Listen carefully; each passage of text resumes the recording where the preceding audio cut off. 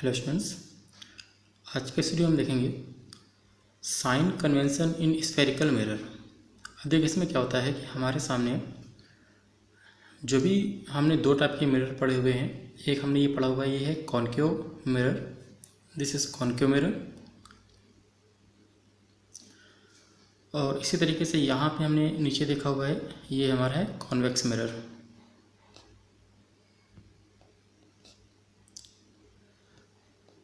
तो अभी तक हम लोगों ने इसका बेसिक पढ़ा हुआ है कि कैसे कॉन्केव मिरर में पोल क्या होता है, सेंटर क्या होता है, फोकस क्या होगा और कैसे हमारा इमेज यहाँ पे बनता है। लेकिन अब हम ये देखेंगे कि इसके बेस पे हमारे जो न्यूमेरिकल प्रॉब्लम्स आते हैं, तो न्यूमेरिकल प्रॉब्लम्स हम कैसे सॉल्व करेंगे वो चीज़ हम देखेंगे। तो देखिए इसमें जो इम्पोर्टेंट चीज़ें होती है किसी न्यूमेरिकल के लिए, उसमें देखिए मेनली तीन चीज़ें होती हैं। एक होता है ऑब्जेक्ट, दूसरा हमारा होता है इमेज,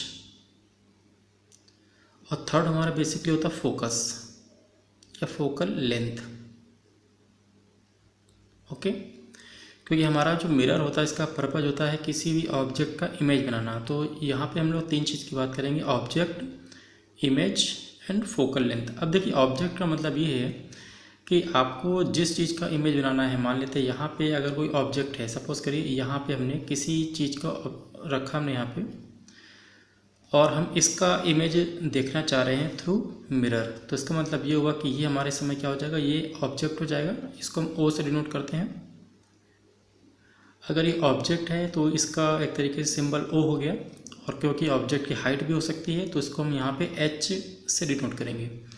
अब देखिए इसका इमेज बनाने के लिए हमने आपको एक तरीके से रूल्स बताए हैं कि यहाँ पे अगर इसका हेड आप पकड़ेंगे यानी हेड लेकर चलेंगे तो इससे कई सारी रेज निकलती हैं, लाइट रेज। ठीक है, तो यहाँ पे जो लाइट आएगी कोई पैरेलल आ सकती है तो फोकस से पास हो जाएगी, कोई सेंटर से पास हो सकती है, या कोई पोल से भी पास हो सकती है। तो कहीं ना कहीं जहाँ पे आफ्टर रिफ्लेक्शन दो रेस कट करेंगी वहाँ पे क्या बनता है, इमेज। तो मान लेते हैं सपोज करिए कि यहाँ से हमने एक रे लेकर के चल रहे हैं, जैसे कि पैरेलल जा रही है, तो ये आफ्टर रिफ्लेक्शन कहाँ से जाएगी, फोकस होकर निकल जाएगी रे। दूसरे मान के चलते हैं कि अगर कोई रे फोकस से जा रही है, ठीक है, कई सारे रूल्स हैं, आप कोई भी दो ले लीजिए। अगर कोई फोकस से होकर जा रही है तो आफ्टर रिफ्लेक्शन क्या होगी, ये just parallel to the principal axis, ये पैरेलल हो जाएगी। तो जहाँ पे आफ्टर रिफ्लेक्शन एक कट करेंगे वहाँ पे हमारा इमेज बनेगा। तो यहाँ पे हम इसको इमेज बना लेते हैं। तो देखिए इस तरीके से हमने देखा कि कैसे हमने ऑब्जेक्ट का इमेज बनाएंगे। तो आपको पता है कि इमेज भी बन रहा है, तो इसको इमेज को हम आई सिंबल से डिनोट करते हैं, कैपिटल आई। और देखेंगे आप इसकी भी कोई ना कोई हाइट होती है तो हम एच डैश से डिनोट करेंगे।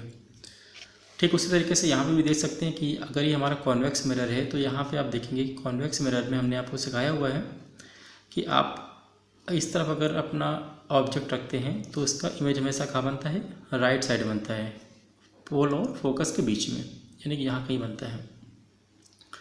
और हमेशा ऑलवेज क्या होता है कि स्मॉलर देन ऑब्जेक्ट। तो इस तरीके से आप देखेंगे कि यहाँ पे अगर हम देखिए कि किसी भी हमारा ऑब्जेक्ट का इमेज बनेगा थ्रू मिरर, तो उसमें हमने देखा कि ऑब्जेक्ट को हम ओ से डिनोट करेंगे, इमेज को हम आई से डिनोट करेंगे यहाँ पे। लेकिन इसके अलावा दो इम्पोर्टेंट चीज़ और हैं कि ये तो हमने सिंबल से दिखाया कि हाँ इमेज को आई से हम दिखाएंगे, ऑब्जेक्ट को हम ओ से दिखाएंगे। लेकिन क्योंकि ये ऑब्जेक्ट मिरर से काफ़ी डिस्टेंस पे है, उसी तरीके से हमारा इमेज भी मिरर से काफ़ी डिस्टेंस पे है, तो इसका डिस्टेंस भी हमको यहाँ पे दिखानी है।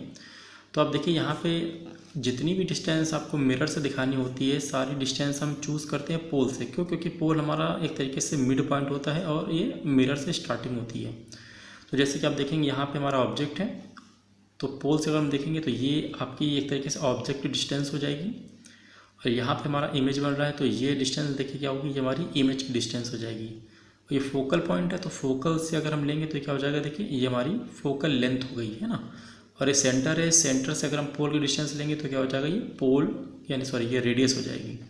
तो आपको तीन चीज़ें याद रखनी है कि ऑब्जेक्ट की डिस्टेंस जो होती है थ्रू पोल वो होती है यू होती है, इमेज की डिस्टेंस हमेशा वी से डिनोट करते हैं हम लोग, और फोकल लेंथ हमेशा एफ से डिनोट करते हैं। ठीक है, तो आपको तीन चीज़ें याद रखनी है, u, v and f. U is distance of object, v is distance of image and f is the focal length. अब यहाँ पे हम बात करने वाले हैं कि साइन कन्वेंशन। साइन कन्वेंशन का मतलब ये है कि देखिए आपको ये तो पता है कि हम सारी डिस्टेंस पोल से हम लेंगे, ठीक है, चाहे ऑब्जेक्ट हो या इमेज हो या कोई भी चीज़ हो। लेकिन एक्चुअली साइन कन्वेंशन का मतलब ये है कि आपको जब डिस्टेंस लोगे आप, तो उसमें भी आपको चीज़ें ध्यान देनी होती हैं। जैसे कि आपको मैथमेटिक्स में अगर आपने बेसिक पढ़ा है तो आपको मालूम है कि मैथमेटिक्स हमको सिखाया जाता है कि अगर कोई भी कोऑर्डिनेट सिस्टम होता है जिसमें एक तरीके से एक तरीके से यहाँ पे डायमेंशंस होती हैं, देखिए वर्टिकल लाइन है या हॉरिजॉन्टल लाइन है, तो इस पॉइंट को हम क्या बोलते हैं, ओरिजिन। और इस पॉइंट की अगर हम राइट की बात कर रहे हैं तो सारी डिस्टेंस हम कैसे चूज़ करते हैं, ऑलवेज पॉजिटिव चूज़ करते हैं। और इसके लेफ्ट में हम सारी चीज़ें कैसे चूज़ करते हैं, नेगेटिव चूज़ करते हैं। और इसके अप साइड में हम कैसे यूज़ करते हैं, हमेशा पॉजिटिव, और नेगेटिव लोअर साइड में हम क्या यूज़ करते हैं, हमेशा नेगेटिव।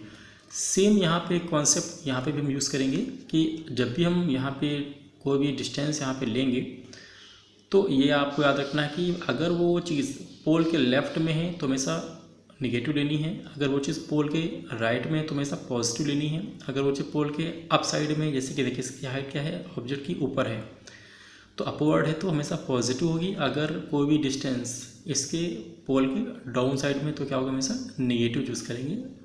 तो इस चीज़ को भी आपको याद रखना है। तो यही हमारा है एक तरीके से यहाँ पे कि sign convention in spherical mirror. चाहे इस कॉन्केव की बात करेंगे तब भी सेम कॉन्सेप्ट हम यूज़ करेंगे, या अगर हम कॉन्वेक्स की बात करेंगे तब भी सेम कॉन्सेप्ट यूज़ करेंगे कि पोल के लेफ्ट साइड में हमेशा हम नेगेटिव चूज़ करेंगे, पोल के राइट साइड में हमेशा हम पॉजिटिव चूज़ करेंगे, अप साइड में पॉजिटिव लेंगे और लोअर साइड में नेगेटिव लेंगे, क्योंकि ये हमारा चीज़ें आपको अच्छे से ध्यान देनी है। तो आई होप आपको ये साइन कन्वेंशन चीज़ें समझ में आई होंगी।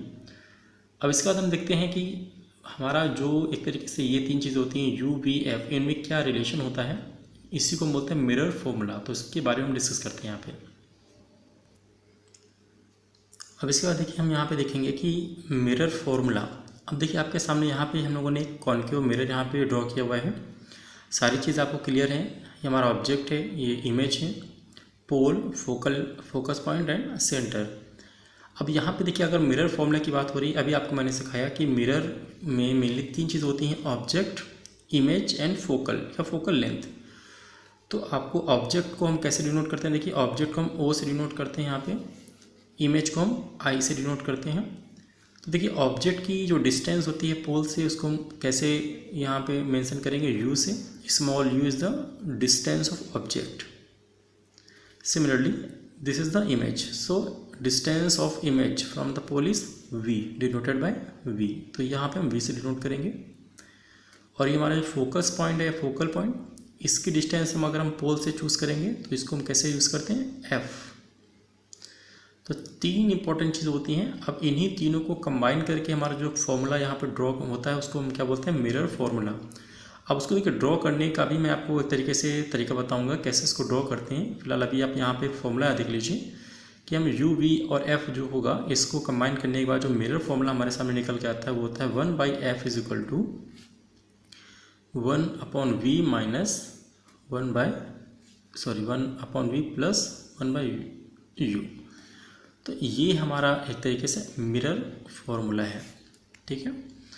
तो इस तरीके से आप इन चीज़ों को ध्यान दीजिएगा कि ये हमारा मिरर फॉर्मूला है कि 1/f is equal to 1/v plus 1/u। यहाँ पे u क्या है, डिस्टेंस ऑफ ऑब्जेक्ट, v क्या है, distance of image, and f क्या है, डिस्टेंस ऑफ फोकल लेंथ या ओनली फोकल लेंथ। तो ये आपको चीज़ें याद रखनी है। अब इसके बाद देखिए हम देखेंगे एक बहुत इंपॉर्टेंट एक तरीके से टॉपिक जिसको बोलते हैं मैग्नीफिकेशन पावर। अब देखिए मैग्नीफिकेशन पावर क्या होती है, आपने क्या किया कि यहाँ पे ऑब्जेक्ट का यहाँ पे इमेज यहाँ पे ड्रॉ किया है। अब आपको देखिए कि जो हाइट है हमारी ऑब्जेक्ट की, उससे इसकी हाइट कुछ कम है, क्योंकि कॉन्वेक्स हमारा मिरर जो है, कॉन्केव मिरर, इसकी ऐसे हमने पोजीशन चूज़ किया है कि यहाँ पे हमारा एक तरीके से हाइट कम आ रही है। अगर हम ऑब्जेक्ट को और आगे लेके जाते हैं यानी कि सेंटर पर रखेंगे तो उससे इक्वल बनेगा। सेंटर के अगर हम आगे लेके जाते हैं तो क्या होगा, इसका साइज बड़ा हो जाएगा। तो सारी प्रॉपर्टी हमने पढ़ रखी है। तो देखिए यहाँ पे आप देखेंगे कि हमारा हाइट ऑफ ऑब्जेक्ट डिफरेंट है और height of object image different है। तो इनमें एक तरीके से जो रेशियो होता है कि ऑब्जेक्ट के कंपेरिजन में हमारा एक तरीके से इमेज कितने टाइम्स बन रहा है, बड़ा बन रहा है, छोटा बन रहा है, उसको हम कहते हैं मैग्नीफिकेशन पावर। तो मैग्नीफिकेशन पावर का मतलब ये होता है कि height of image to the height of object.